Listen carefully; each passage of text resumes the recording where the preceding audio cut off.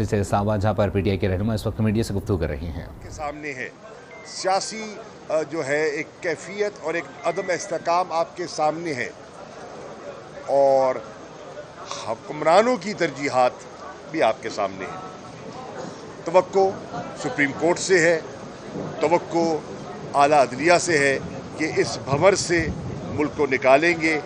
तो कहता है कि 90 दिनों के अंदर इलेक्शन होने हैं, और सुप्रीम कोर्ट ने फैसला दिया था कि मैक्सिमम 30 अप्रैल को इलेक्शन जो है पंजाब में और KP में होने हैं।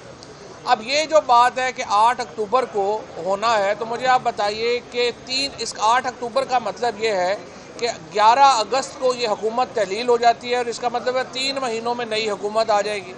पाकिस्तान में क्या मौजज़ा हो जाएगा 3 महीनों में कि ये जो सियासी जमातें हैं ये सियासत में भी वापस आ जाएंगी, और हमारी मईशत भी ठीक हो जाएगी, और हमारी सिक्योरिटी भी ठीक हो जाएगी। लिहाजा ये नहीं होना। अगर आज सुप्रीम कोर्ट को जो शिकस्त देने की एक कोशिश हो रही है, और जिसमें तमाम जो प्लेयर्स हैं वो इस वक्त सुप्रीम कोर्ट के जजेस को डिवाइड करके, और जो PMLN का पुराना वतीरा है उसके ऊपर हम चल रहे हैं, इससे सुप्रीम कोर्ट को तो नुकसान होगा ही होगा। पाकिस्तान का आइन मुकम्मल तौर के ऊपर ख़त्म हो जाएगा। और इस वक्त मैं आपको बता दूं कि जो हम एक मावराए आइन निज़ाम जो एक बापर्दा चल रहा है, उसको पर्दा भी हटाना पड़ेगा, और मावराए आइन निज़ाम में ही हम चले जाएंगे, क्योंकि आइन तो 90 दिनों के बाद कोई हुकूमत तस्लीम नहीं करता, और जो इस हुकूमत में होगा वो आर्टिकल 6 का मुर्तकिब होगा। और जिस तरीके से पाकिस्तान को इस वक्त चलाया जा रहा है जबर के साथ और जुल्म के साथ, तीसरा तो कोई रास्ता नहीं है। ना आप इलेक्शन कराने को तैयार हैं, ना आप सुप्रीम कोर्ट को काम करने को तैयार हैं। सेशन जजेस, मैजिस्ट्रेट से लेके और सुप्रीम कोर्ट के जजेस तक के ऊपर प्रेशर डाला जाता है।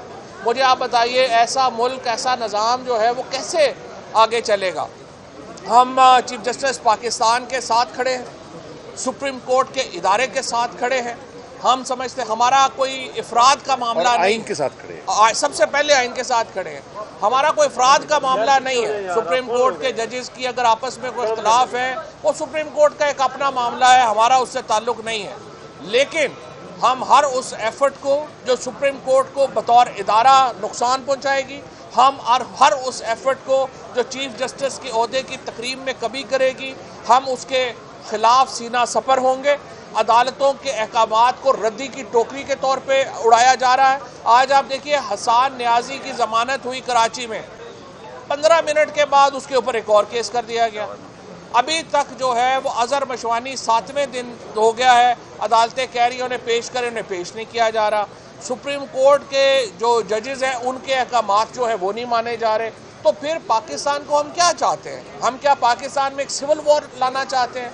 इस हुकूमत के हाथ में कुछ नहीं है। एक इंसिडेंट हो गया, हम पाकिस्तान एक बहुत बड़े बहरान का शिकार हो जाएगा। इससे बचने की ज़रूरत है। हमने बहुत ज़्यादा इसमें अपना किरदार इमरान खान ने, तहरीक इंसाफ ने, हमारी लीडरशिप ने इसमें अदा किया है। हम अभी भी अमन के रास्ते के ऊपर हैं। हम पाकिस्तान को आइन के रास्ते पर रखना चाहते हैं, लेकिन जाहिर है कि अगर आप एक हद से ज़्यादा पुश करेंगे मामलात हमारे हाथ से निकल जाएंगे।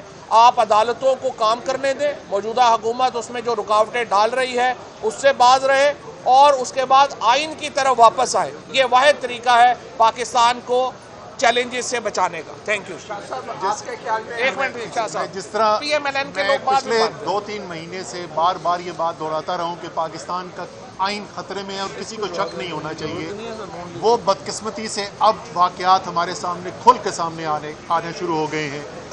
और आइन चीज़ क्या है? ये वो समाजी एक हमारा मुआहदा है जिससे 22 करोड़ पाकिस्तानियों ने आपस में ज़िंदगी गुजारने का एक तरीक़ेकार रब्त किया हुआ है।